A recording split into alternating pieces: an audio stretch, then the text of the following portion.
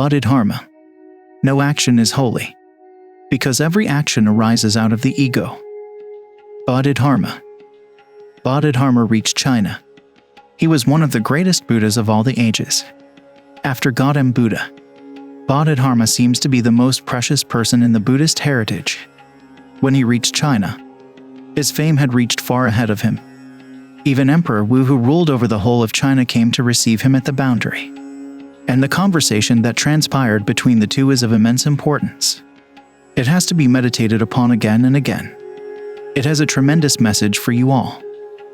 Emperor Wu was not only a great emperor, he was very religious too. And he had done much for Gautama Buddha's message.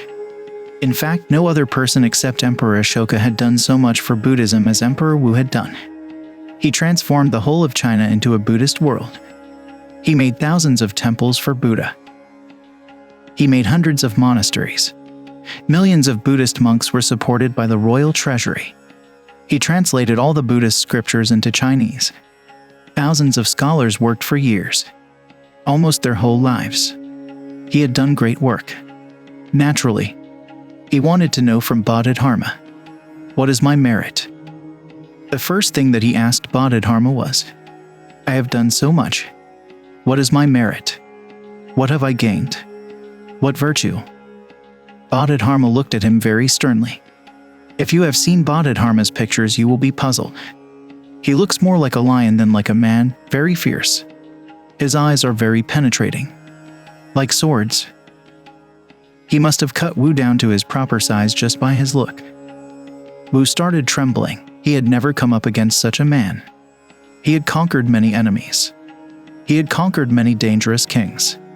But Bodhidharma was the most dangerous person he had come across. It was a cool morning, but he started perspiring. And Bodhidharma said, "Merit, virtue, you are stupid.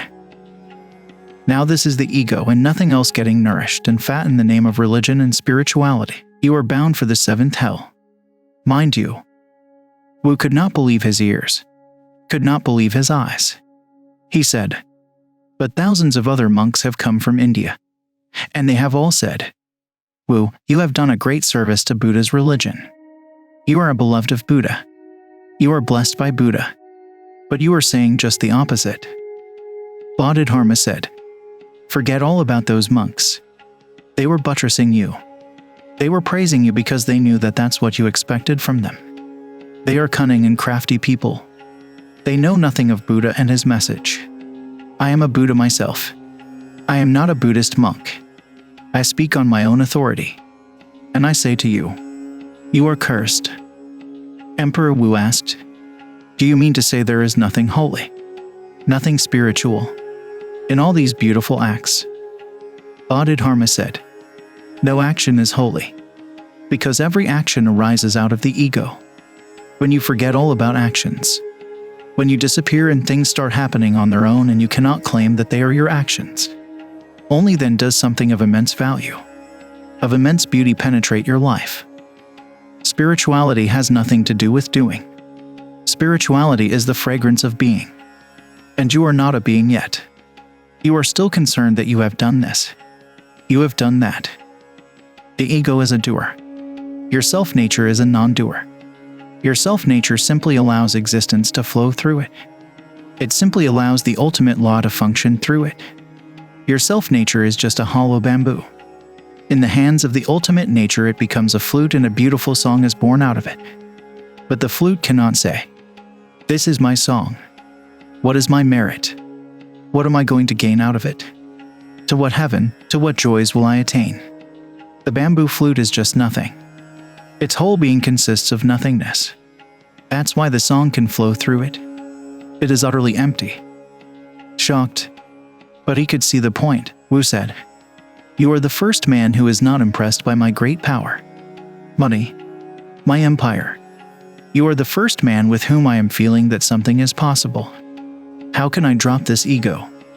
Yes, I can understand your point.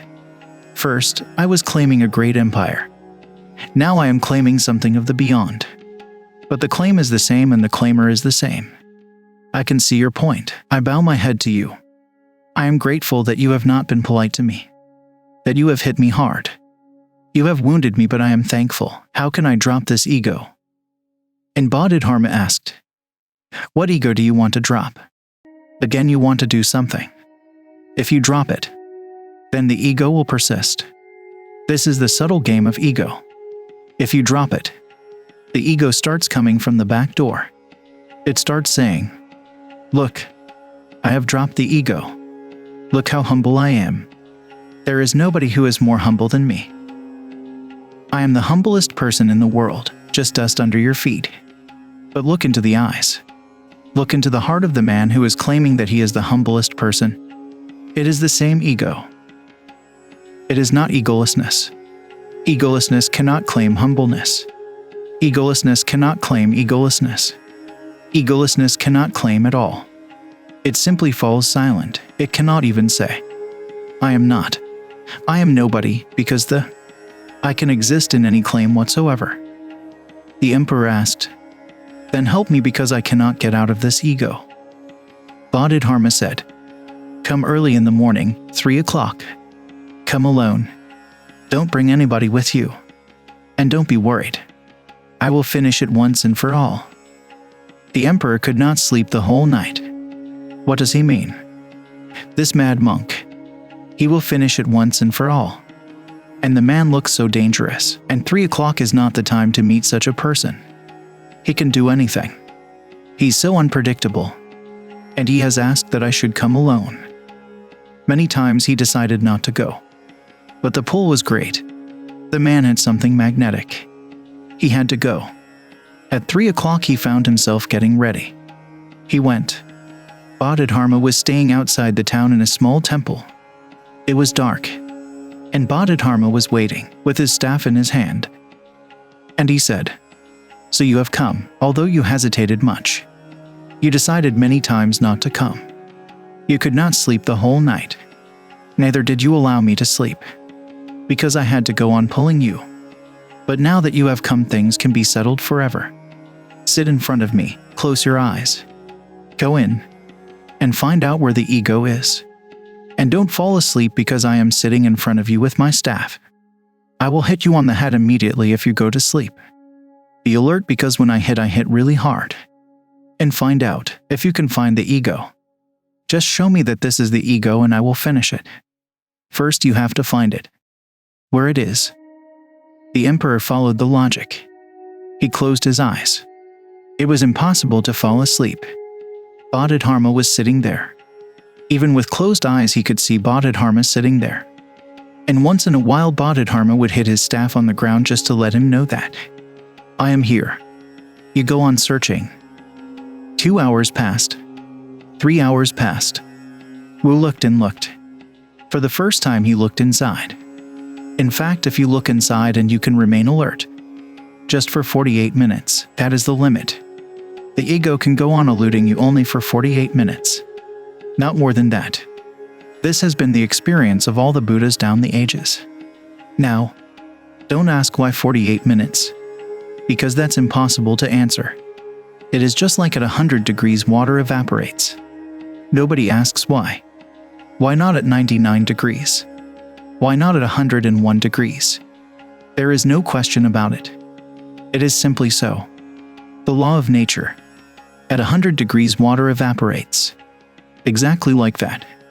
If you can remain alert and watchful continuously without wavering, for 48 minutes, your whole inner being becomes so quiet, so silent, so peaceful, so alert. For the first time there is clarity. Transparent clarity. You can see everything that is there.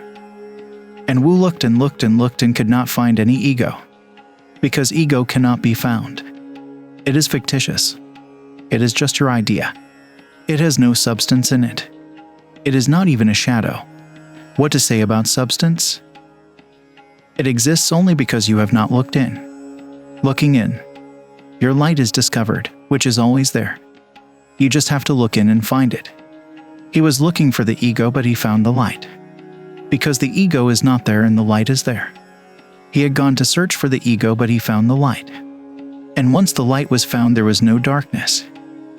3 hours passed and then the sun was rising, and Wu's face was transformed. He had a new beauty, a new grace. Bodhidharma laughed and he said, "Now, open your eyes.